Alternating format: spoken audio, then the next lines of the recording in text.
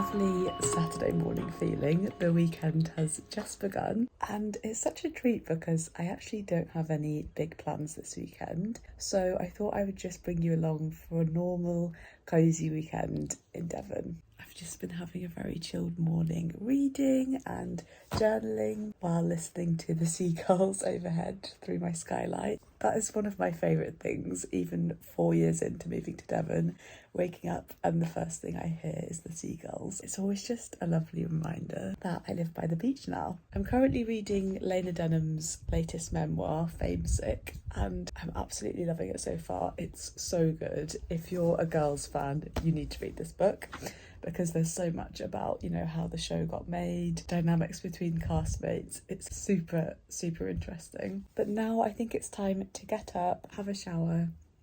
I've got some errands to run in my village, which honestly I kind of love, romanticising running errands, putting on an outfit I love, going to the post office, dropping off all my parcels, getting my favourite smoothie for breakfast on the way home. And then I'm going to have a morning in my studio, which I'm so excited about, getting all my paints out. I haven't done that in forever. We're going to be working with interior paints today, which is super exciting. And then if there's time, I'd love to make it down to the beach for a sea swim. So let's get ready.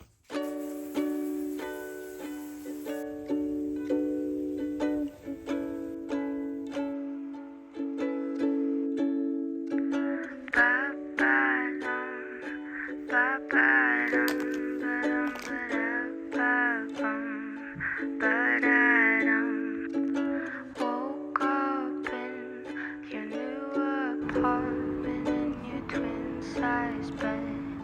Coffee started, don't remember much.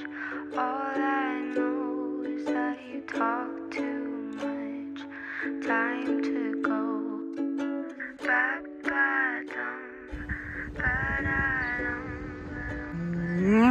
So good. This smoothie is probably my favourite simple pleasure. It's called a berry boost and it's got frozen berries, frozen banana, acai and peanut butter. Oh, it's just so good.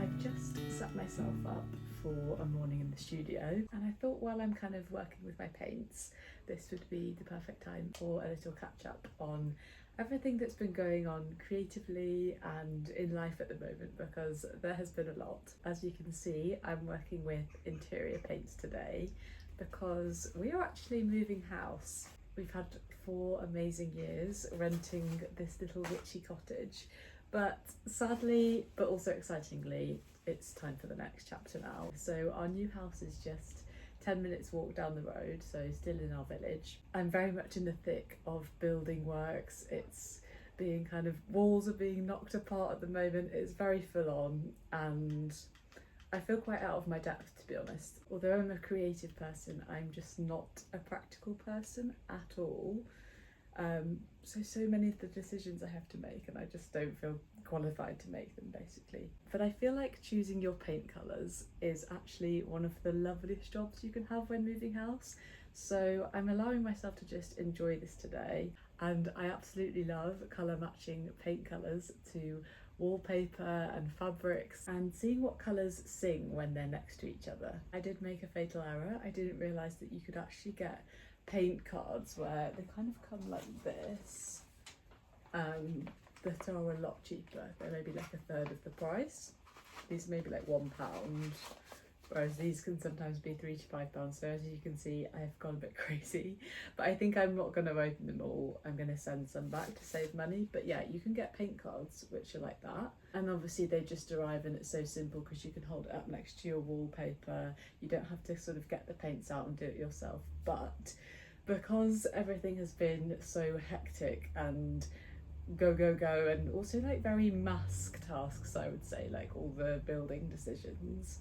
I'm kind of leaning into that femininity today, having a lovely morning in my studio. I've actually not been in my studio for so long, and it's so nice to have a paintbrush back in my hand. I would say my favourite paint to work with is Little Green. I would use Little Green a lot on all the murals that I've painted before because it's a lot thicker and kind of creamier and just nicer to work with. The way it's applied to the wall is just better in my opinion than Farrow and Ball, which feels a lot thinner. And when I was in the frame shop the other day, the guy who was painting the frames said exactly the same thing as me. So yeah, Little Green is my go-to. And as you can see, we've got a lot of pinks, blues and greens, and I feel like that's very much my palette. I'm thinking in the bathroom that I'm gonna go with like a sagey green and pink colour combination, but I just can't decide which of the wallpapers I'm going to choose yet. I'm going to do half wallpaper in kind of dusty pale pink and sage green, and then half wooden panelling in a sage green, I think. And then I think I'm going to paint the bathroom cabinet pink, so I'm just choosing which pink right now. I'm liking this shade of Confetti by Little Green. Kind of got a nice dustiness to it while also not being too dark. There was some really gorgeous wallpaper that I wanted to show you, but I can't find it. That is currently the front runner. So for the bathroom, I'm currently deciding between this one, which I love how it's a bit folky. I do like this one, but I feel like the green is just too dark in it.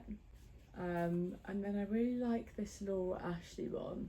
The thing is, our bath is green as well, and I just want to make sure the tones of green in the wallpaper and the paint colour match the bath, because yeah, as you can see, this one's slightly more of like a bluey green and this is a leafy green. I love this little one with acorns on as well. I'm thinking maybe for our dining room, because we've got a lot of logs in there, so I could have it as sort of like a autumnal room. I have been feeling quite guilty about all the work that I've not been doing because I've been focusing on the house project.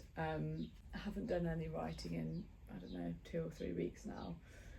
Haven't done any drawing for myself. I'm barely making it through my paid book cover projects. And yeah, I would say guilt is something that I struggle with a lot in my work. I think it's because if a day goes by and I've not made the things that I want to make, I start to become quite a sad and anxious person, as dramatic as that sounds. I tend to kind of beat myself up for the things that I've not done rather than congratulating myself on all the hard work that I have done. But I do have an exciting update on my book. I think in the last video I'd just got my literary agent, which actually happened at the end of April. So yeah, after I got signed with my literary agent, she and I worked on the book together, editing, tweaking it, polishing it, for maybe 2 months throughout May and June, and as of last week it has now gone out on submission, which basically is where my agent sends it to a batch of publishers, so about 10 publishers, asking if anybody wants to buy it, which is a major milestone for anyone who's written a book, when your book goes out on submission. And then you're kind of in this magical, scary, amazing time of just waiting to hear back to see what's going to happen next. It's kind of a beautiful time because you've put all the work in and now you're kind of just letting the universe do its thing and see what's meant for you, I guess. Oh, I like this one. This one's called Pink Slip. It's going to be really hard to pick this shade of pink. Oh my gosh. Ted actually gave me some really good advice yesterday, because I was explaining to him, I'm feeling so guilty because all I'm doing is focusing on the house and I've not done any writing, just spiralling. And he said, George, the best thing you can do for your book or your writing practice right now is focus on the house, because there's nothing you can do right now on your book to change those publishers' mind. They are reading it right now. So actually, while you've got this pocket of time, just focus on the house, because once things start to kick off with the book, which they will, we're saying they will, not if, when they kick off, you'll want to really focus and pour your energy into that. And you'll be glad that you've got a huge chunk of all the major decisions about the house done now while you've got the time. And I just thought that was really good advice. Kind of not thinking about it is in terms of I'm doing this, I'm focusing on this and I'm neglecting my book. this is actually kind of reframing it to think I'm doing this for my book, I'm doing this now while I've got the time. So yeah, that's exactly what I'm going to do today. I'm just going to enjoy the creativity in this task, keep chipping through my house list for the rest of the weekend, and definitely squeeze in a trip to the beach. I think we're going to go tomorrow because it's high tide in the morning tomorrow, and we just prefer swimming at high tide when you don't have to wade out and you can kind of just jump in almost.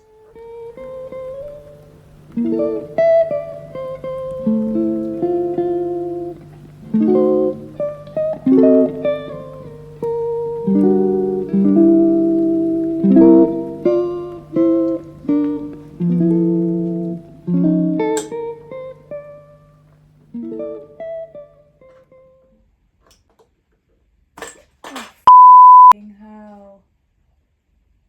Oh, hell.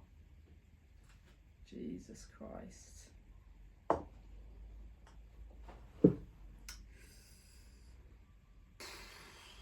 Oh God.